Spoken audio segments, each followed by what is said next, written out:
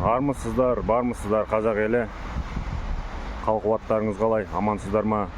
Бүгін 8 қараша 2025 жыл.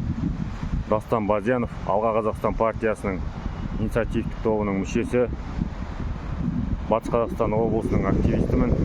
Бүгін кезекті Тоқаевтың уақытша ұстау изоляторынан шығып тұрмын.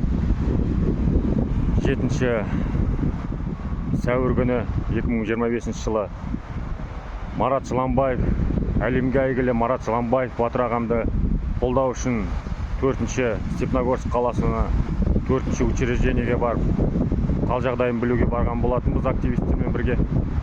Сол үшін осы 7 айдан кейін әкімшілік жауапқа тартып 15 тәуліктен шығып тұрған жағдайым бар. Күрес жалғасуда. Қазақ халқына айтарым, күш бірлікте қолдаңыздар, қорғаңыздар. Аман сау болайық, қазақ елі. Алға Қазақстан.